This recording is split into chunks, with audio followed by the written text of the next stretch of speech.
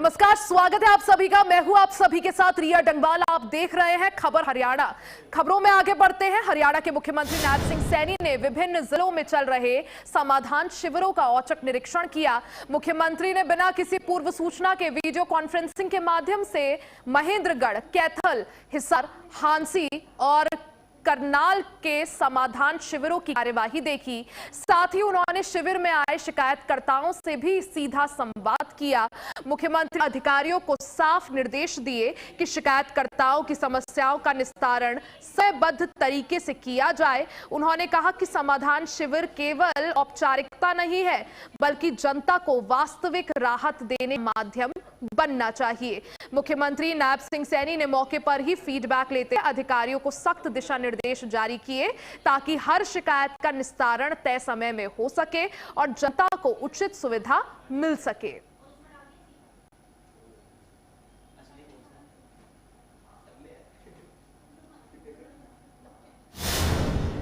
यमुनानगर के साढौरा अनाज मंडी में पूर्व मुख्यमंत्री भूपेंद्र सिंह हुड्डा ने खरीद व्यवस्था का जायजा लिया। साथ ही किसानों की समस्याएं सुनी। इस दौरान उन्होंने प्रदेश सरकार पर निशाना साधते हुए कहा कि फसल खरीद को लेकर किसान भारी परेशानियों का सामना कर रहे हैं। भूपेंद्र सिंह हुड्डा ने आरोप लगाया कि बेमौसम बारिश, पोर्टल की तकनीकी दिक्कतें और गेट पास और बायोमेट्रिक प्रक्रिया ने किसानों की मुश्किलें बढ़ा दी है। उन्होंने दावा किया कांग्रेस शासनकाल में ऐसी समस्याएं नहीं थी। निकट गए थे, अब सिटौरा आए हैं, पूरे हरियाणा कर रहे हैं। कल मैं सांपला था, कल फिर जाऊंगा मैं कुरुक्षेत्र, जाएंगे पीपली और करनाल। उसके बाद फिर दौरा बनेगा, क्योंकि आम मंडियों से शिकायत आ रही है किसानों की, तो उनको बड़ी परेशानी हो रही है। एक तो बारिश ने काफी नुकसान किया उनका, बेमौसमी बारिश हुई, उसके लिए कोई कंपनसेशन नहीं किया। फिर इन्होंने सिस्टम सा बना दिया, पोर्टल सिस्टम, मेरी फसल मेरा ब्यौरा, फिर गेट पास, फिर बायोमेट्रिक, फिर गारंटर। फिर मतलब तमाशा बना रखा है किसान के। भाई पहले हमारे टाइम में यही किसान थे ना, इतनी।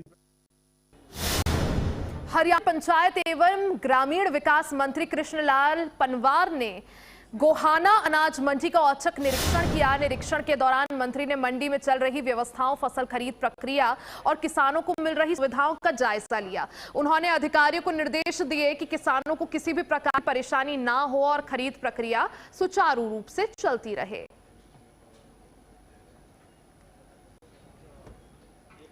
मंडी में चल रही औचक निरीक्षण की प्रक्रिया, कैबिनेट मंत्री ने अनाज मंडी का निरीक्षण किया और इस दौरान व्यवस्थाओं का जायजा लिया। आजकल मंडियों में खरीदी की प्रक्रिया चल रही है। धान खरीदी की प्रक्रिया का निरीक्षण करने कैबिनेट मंत्री अनाज मंडी पहुंचे और हिस्सा लिया।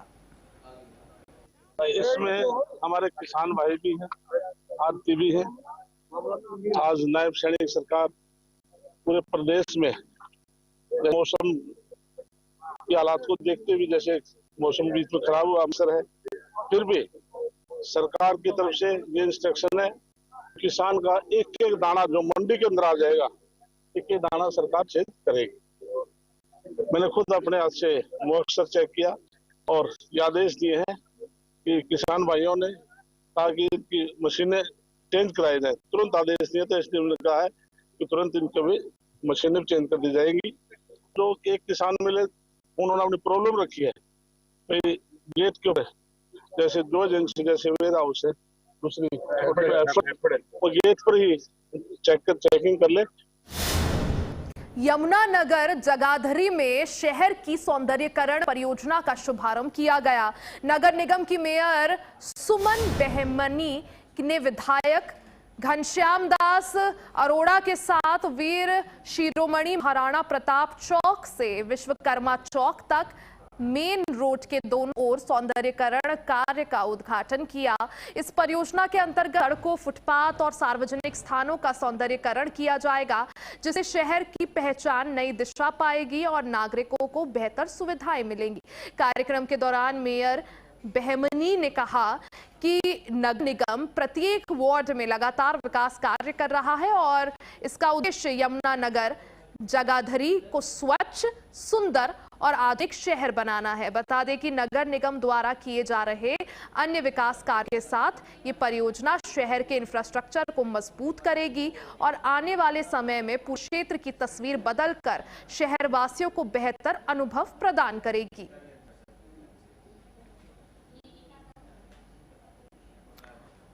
विश्वकर्मा चौक से महाराणा प्रताप चौक तक सौंदर्यीकरण का काम चल रहा है और इसी काम का जायजा भी लिया गया। यमुनानगर जगाधरी में शहर सौंदर्यीकरण परियोजना का शुभारंभ हो चुका है। नगर निगम की मेयर सुमन बेहमनी ने विधायक घनश्याम दास अरोड़ा के साथ इस पूरे काम का और परियोजना का उद्घाटन किया। जनता की सेवा के लिए तत्पर हैं और उसी का परिणाम एक साल के अंदर आप देखा होगा कि कोई भी वार्ड ऐसा नहीं है जहां पर कार्य ना चल रहे हो और उनको हर समय चिंता न रहती हो कि हम पानी की निकासी की व्यवस्था कैसे करें, सड़कों का निर्माण कैसे करें और यहाँ तक कि इन्होंने पार्क कैसे हमारे वार्ड के सुंदर हो, बेहतर हो, बढ़िया बने और हमारे कम्युनिटी सेंटर किस प्रकार से जिनकी दुर्दशा हुई है उसको कैसे सुधारें, कैसे सुंदर बनाएं और उसके साथ साथ पोन्स हमारे हमने सभी को एक लाइन में लेते हुए कि हमारे पार्क नंबर 1 पर हो, हमारे पोन्स जो हैं, जोहड़ जिसको कहा जाता है, जिनकी दुर्दशा है, उन पोन्स को हम गांव के अंदर या शहर में जो आते हैं उनको सुंदर बनाने का काम करें। तो हर स्टेज पर बेहतरी जो है वो चल रही है और इसमें निगम का जो प्रशासन है जिसके अंदर हमारे कमिश्नर हैं और हमारे एसडीओ हैं या एक्शन हैं, ये सभी जो हैं वो दिन रात कोशिश कर रहे हैं। तो जोरदार तालियां हम अपने प्रशासन को भी इसके लिए दें। अंबाला के नागरिक अस्पतालों में अब सिटी स्कैन और एक्सरे करवाना पहले जैसा आसान नहीं रहेगा। जी हां, स्वास्थ्य विभाग ने नए आदेश जारी कर दिए हैं जिसके बाद अब हर व्यक्ति सीधे अस्पताल आकर ये टेस्ट नहीं करवा सकेगा। इसलिए शॉर्ट टर्म एडमिट होना जरूरी होगा, यानी शॉर्ट टर्म एडमिट होना अस्पताल में अब जरूरी कर दिया गया है। अब बिना डॉक्टर की निगरानी और एडमिशन के ये टेस्ट नहीं किए जाएंगे। स्वास्थ्य विभाग ने भीड़ को नियंत्रित करने और जरूरतमंद मरीजों को प्राथमिकता देने के लिए सख्त कदम उठाए हैं। हरियाणा के अंबाला से खबर, जहां अब सीटी स्कैन और एक्सरे करवाना पहले जैसा आसान नहीं होने वाला है। स्वास्थ्य विभाग ने नए आदेश जारी किए हैं जिसके तहत सीटी स्कैन और एक्सरे जैसे टेस्ट कराने के लिए अब नए नियम लागू कर दिए गए हैं। अब हर व्यक्ति सीधे अस्पताल आकर ये टेस्ट नहीं करवा सकेगा, इसके लिए शॉर्ट टर्म एडमिट होना जरूरी कर दिया गया है। जी, इसमें क्या था, ये जो सीटी और एमआरआई जो हमारे पीपी मोड पे हम लोग सर्विसेज प्रोवाइड कर रहे हैं, इसमें जो फ्री कैटेगरी सरकार ने जारी कर रखी हैं, जैसे पीपीएल हो गए या फिर government employees, pensioners, reserved categories, इनके लिए जो फ्री में होते थे, इनके लिए इनमें हमें थोड़ी सी दिक्कत आ रही थी कि इस फैसिलिटी का मिसयूज हो रहा था और अल्टीमेटली गवर्नमेंट को इसका काफ़ी सारा पेमेंट करना पड़ता है। अल्टीमेटली ये कैटेगरीज तो फ्री हैं पर इसका गवर्नमेंट पे करती है अपने सीटी स्कैन और एमआरआई के सेंटर्स में। तो इस फैसिलिटी का कई बार हमने मिसयूज होता पाया है, तो ये इंफॉर्मेशन ऊपर हमारी हायर अथॉरिटीज़ को भी मिली, तो उन्होंने एक लेटर जारी करा है कि ये अब जो है इनकी पेशेंट्स की डे केयर फाइल बनेगी, सारे डिटेल्स रिकॉर्ड करे जाएंगे कि कौन डॉक्टर लिख रहा है, किस पेशेंट के लिए लिख रहा है, क्या इंडिकेशन है। तो ये एडमिशन फाइल कह सकते हैं कि आप डे केयर फाइल बनेगी और तब ये अपना फैसिलिटी प्रोवाइड करी जाएगी। रोहतक एसीबी की टीम ने सोनीपत में तैनात कृषि उपनिदेशक डॉक्टर पवन शर्मा को 50,000 रुपए रिश्वत लेते रंगे हाथों गिरफ्तार किया है। उन पर थोक उर्वरक यानी थोक में फर्टिलाइजर लाइसेंस जारी करने के बदले 1 लाख रुपए की मांग का आरोप है।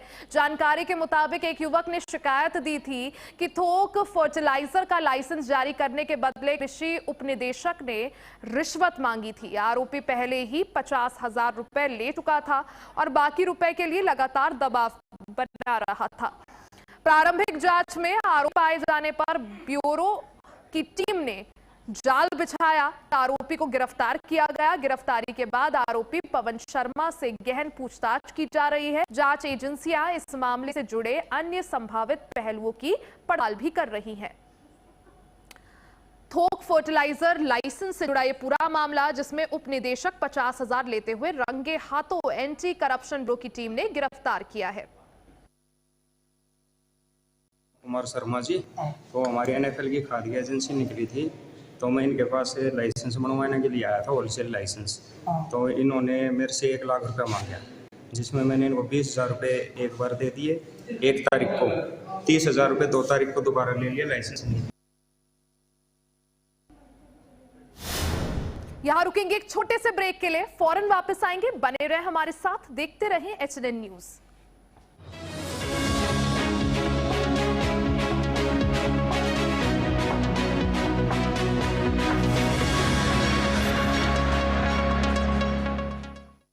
आइसक्रीम खाओगी? जंगल में आइसक्रीम मिलती है।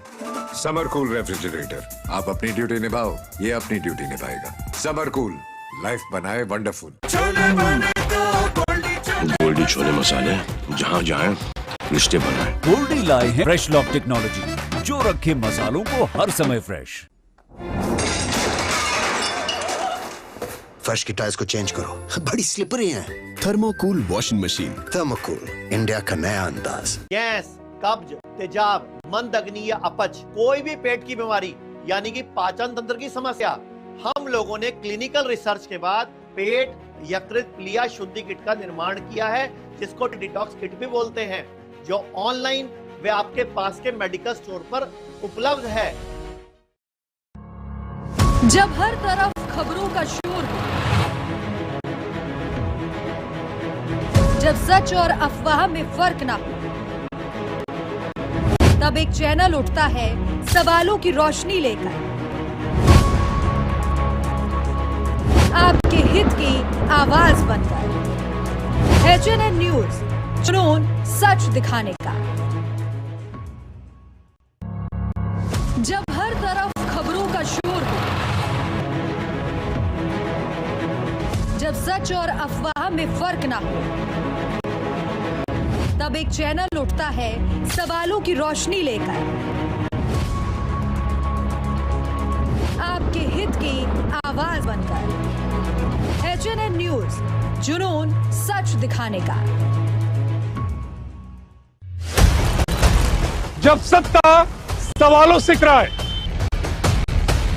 जब मुद्दे धुंध में छिप जाए, तब जरूरी है कि ऐसी आवाज जो शोर नहीं प्रहार करे। देखिए प्राइम टाइम प्रहार मेरे साथ, सोमवार से शुक्रवार सिर्फ HNN न्यूज पर।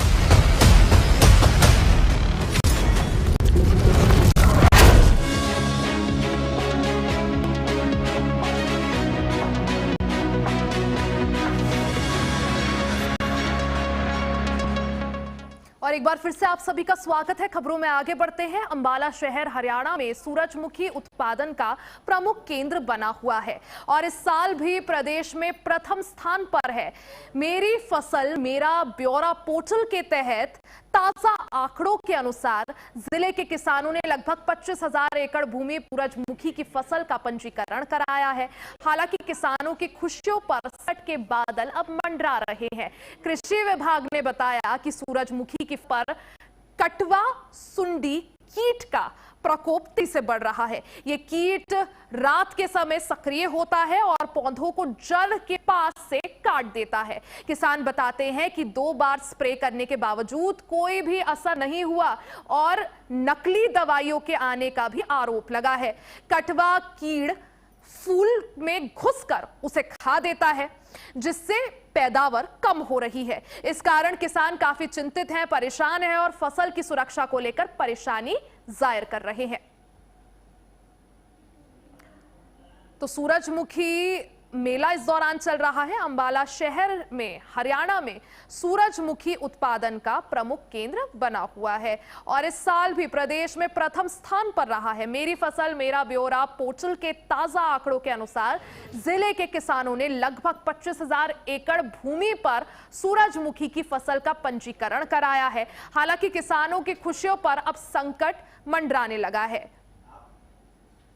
गुरुग्राम के मानेसर में कई कंपनियों के मजदूर सैलरी बढ़ाने की मांग को लेकर हड़ताल पर हैं। हजारों कर्मचारियों ने कंपनियों का कामकाज ठप कर दिया है।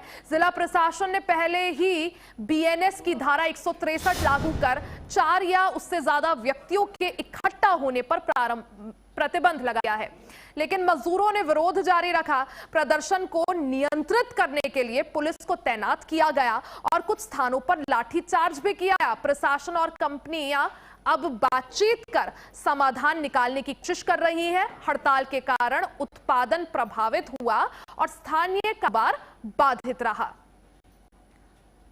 मानेसर में कई कंपनियों के कर्मचारी इस वक्त हड़ताल पर हैं। सैलरी बढ़ाने को लेकर तमाम कर्मचारी उन्होंने कंपनी प्रबंधन के खिलाफ हल्ला बोल शुरू कर दिया है। गुरुग्राम के मानेसर से खबर, जहां कई कंपनियों के कर्मचारी इस वक्त धरना प्रदर्शन कर रहे हैं। उनका कहना है कि जो कंपनी प्रबंधन है वो उनकी सैलरी बढ़ाए, ये मांग कर रहे हैं। साथ ही प्रशासन से भी उन्होंने मांग की है। यमुनानगर में प्रवासी मजदूरों के एक आवासीय क्वार्टर में गैस सिलेंडर से रिसाव होने के कारण आग लग गई। आग लगने के बाद दूर दूर तक जोरदार धमाकों की आवाज सुनाई दी। इस हादसे में 11 लोग गंभीर रूप से घायल हो गए हैं, जिनमें कई मासूम बच्चे भी। पास के लोग मदद के लिए दौड़े और अपने परिजनों को कोशिश में जुट गए। घटना की सूचना मिलते ही एम्बुलेंस और पुलिस मौके पर पहुंची। घायलों को तुरंत सिविल अस्पताल में भर्ती कराया गया, जबकि कई गंभीर स्थिति वाले मरीजों को जीआई चंडीगढ़ रेफर किया गया है। प्राथमिक जांच में इस हादसे के पीछे लापरवाही की शंका जताई जा रही है। फिलहाल मामले की जांच जारी है। मेरी स्लैम पर इंडस्ट्री एरिया में एक सिलेंडर ब्लास्ट हो गया और हम मौके पे पहुंचे तो वहाँ पे देखा बहुत ज़्यादा पब्लिक इकट्ठी हो रही थी और जो बंदे जख्मी थे वो रोले करलैरे थे। मैंने अपनी गाड़ी में 4 बच्चे और 2 लेडीज़ को बिठाया, सिविल हॉस्पिटल जगाधरी में एडमिट करवा दिया सर। और जो लोग यहाँ इकट्ठे होते वो बता रहे थे अगर यही हादसा 10, 15, 20 मिनट पहले हो जाता तो ज़्यादा नुकसान होता, क्यों सभी लेबर काम पे चली गई थी। कितने बजे ये हुआ सर? 8, सवा 8, 8:20 के करीब। कितने लोग आए? सही 8 बजे करीब में आसपास में हुई थी। इसके मान लीजिए गैस की जो शायद गैस पलट रही थी। गैस पलटने के बाद जो इसकी गैस निकला है, इसकी धुंध बनाई होगी, इसी कारण है। जैसे आज शायद फुंगाव का होगा लोग, उसके कारण है सर ब्लास्ट हुआ। कितने कमरे में और एक कमरे में कितने लोग थे? एक कमरे में मान लीजिए सर 5-5 बंदे होंगे। कितने कमरे बने? 3 है जी। कब से रह रहे हैं यहाँ पर? ये लोग सर सालबा के आसपास से। क्या क्या नाम है जिनको जो जड़े? सर उसके देखिए नाम तो मेरे को पता नहीं है जी। रहने वाले कहाँ के हैं साहब? ये सारे बिहार का। बिहार के हैं या यूपी के भी साहब? यूपी बिहार। कंपनी वाला लोग ना है कि चले जाओ, तो हम रूम पे आ गए। रूम पे आके देख रहे कि पूरा भीड़ था, तो पहले सब कोई बोला कि आपको बहन तो मतलब पूरा चली गई है। चारों पूरा चला गया। कौन कौन क्या लगते हैं आपके? कौन कौन है वो? सब बहने हैं। क्या नाम है उनकी? कितनी उम्र है उनके? जो कैसे भांति के 10 साल हो रहे हैं, वो के हो रहे थे। कांति के हो रहा है 5 साल और जो छोटी वाली है उसको हो रहा है ये 4 साल हो रहा है। महीना के बच्चा है बस। हरियाणा इनेलो आगामी 12 अप्रैल को कैथल में बड़ा शक्ति प्रदर्शन करेगी। पार्टी प्रदेश अध्यक्ष रामपाल माजरा ने प्रेस वार्ता में बताया कि प्रदर्शन में इनेलो प्रमुख नेता अभय सिंह चौटाला खुद कमान संभालेंगे। इनेलो के वरिष्ठ नेता और कार्यकर्ताओं का बड़ा हुजूम किसान और मजदूरों के हित में सड़कों पर उतरेगा। माजरा ने कहा कि बीजेपी सरकार की नीतियों के कारण किसान अपनी फसल के उचित दाम नहीं दे पा रहे हैं और मजदूरों का हक अनदेखा हो रहा है। पार्टी आर पार की लड़ाई के लिए पूरी तरह से तैयार है और प्रशासन को स्पष्ट संदेश देगी कि सड़कों पर किसी भी बाधा से पीछे नहीं हटेंगे। के हालात सरकार ने किसानों के कर दिए कि आज गेहूं खरीद की नीति जो बनाई है वो अति जटिल है। इस जटिलता को मद्देनजर रखते हुए अभय सिंह चौटाला, मैं खुद, प्रोफेसर संपत सिंह जी पूर्व मंत्री मैदान में आकर के 12 तारीख को आपकी नई अनाज मंडी में आके ये सारे बैरियर तोड़ते हुए ट्रैक्टर लेकर के जाएंगे और किसानों की मदद के लिए खड़े होंगे। और जिस प्रकार से बेमौसमी बारिश हुई है, ओलावृष्टि हुई है, इससे किसान की फसल तबाह और बर्बाद हुई है। आज खेतों में गेहूं बिक चुकी है और किसान पे परमात्मा की। कुरुक्षेत्र विश्वविद्यालय में छात्र संगठन एबीवीपी ने वीसी कार्यालय के सामने धरना प्रदर्शन किया। प्रदर्शन के दौरान छात्रों ने विश्वविद्यालय प्रशासन के खिलाफ जमकर नारेबाजी की। एबीवीपी के पदाधिकारियों का आरोप है कि आईएनएसओ यानी इंस्टो के कार्यक्रम में विश्वविद्यालय परिसर में कुर्सियां तोड़ी गई और अनुशासनहीनता फैलाई गई। उन्होंने ये भी आरोप लगाया कि कार्यक्रम के दौरान कुछ छात्राओं के साथ छेड़छाड़ की घटनाएं हुई है। एबीवीपी ने विश्वविद्यालय के कुलपति से मुलाकात कर ज्ञापन भी सौंपा। साथ ही इस पूरे मामले की निष्पक्ष जांच करने की भी मांग की है। प्रदर्शनकारियों ने चेतावनी दी है कि यदि उनकी मांगों पर जल्द कार्रवाई नहीं की गई तो वो आंदोलन को और ज्यादा तेज कर देंगे। सिरसा में कलयुगी बेटे ने अपने पिता को मौत के घाट उतार दिया। बताया जाता है कि पिता बेटे के बीच काफी समय से जमीनी विवाद को लेकर झगड़ा चल रहा था। कुछ दिन पहले भी दोनों पिता और बेटे के बीच काफी तीखी बहस हुई, जिसके बाद बेटे ने अपने पिता की जान ले ली। घटना की जानकारी मिलते ही पुलिस मौके पर पहुंची और आरोपी को गिरफ्तार किया। पुलिस पूछताछ में आरोपी ने स्वीकार किया कि वो लंबे समय से जमीन के बंटवारे को लेकर पिता से नाराज चल रहा था। बेटे ने पिता को मौत के घाट उतार दिया। जीप से कुचलकर पिता की जान ले ली, जिसके बाद अब आरोपी बेटे को गिरफ्तार कर लिया गया है। खबर सिरसा से है, जहां सिरसा में इन दिनों रबी फसलों की आवक को लेकर मंडियों में हलचल तेज हो गई है। खास तौर पर गेहूं और सरसों की फसल को लेकर किसान बड़ी संख्या में अनाज मंडियों में पहुंच रहे हैं। 6 अप्रैल से शुरू हुई गेहूं की आवक ने अब गति पकड़ ली है और पिछले 2 दिनों में इसमें खास इजाफा भी देखने को मिला है। प्रशासन और मंडी की ओर से लगातार व्यवस्थाओं को दुरुस्त रखने के दावे किए जा रहे हैं। वहीं किसानों और आढ़तियों को भी मौसम को देखते हुए सतर्क रहने के निर्देश गए हैं। अगर आंकड़ों पर नजर डालें तो अब तक सिरसा जिले की मंडियों में लगभग 4,03,000 क्विंटल गेहूं की आवक हो चुकी है। हालांकि आवक के मुकाबले सरकारी खरीद की रफ्तार काफी धीमी नजर आ रही है, जिससे किसानों में चिंता का माहौल है। अनाज मंडियों में फसल की आवक शुरू हो गई है। 2 दिनों से गेहूं की आवक में रफ्तार यानी तेजी आई है। हालांकि सरकार की खरीदी में सुस्ती नजर आ रही है। सिरसा जिले की बात की जाए तो गेहूं और सरसों की ओवरऑल अब तक कितनी अराइवल हो चुकी है? जैसे सरसों की इस समय पूरे सिरसा जिले में 2 लाख क्विंटल के आसपास अराइवल हो चुकी है और गेहूं की 3,33,000 क्विंटल की अराइवल हो चुकी है और जिसमें से सरसों की क्विंटल की परचेज भी हो चुकी है। गेहूं अभी आई है, में से सिर्फ 8400 क्विंटल की परचेज हुई है। दोनों फसलों की बात की जाए तो पूरे जिले भर में कितने खरीद केंद्र बनाए गए? जैसे हमारे वीट के लिए हमें 55 तो परचेज सेंटर हैं हमारे, 44 हमने एडिशनल पॉइंट बनाए हुए हैं और 6 हमारे प्रिंसिपल यार्ड हैं। टोटल जैसे हमारे 112 प्रिंसिपल यार्ड, सब yard, purchase centre, additional purchase point बनाए हुए हैं। इसी के साथ खबर हरियाणा में फिलहाल के लिए बस इतना ही। बने रहे हमारे साथ, देखते रहें HNN न्यूज।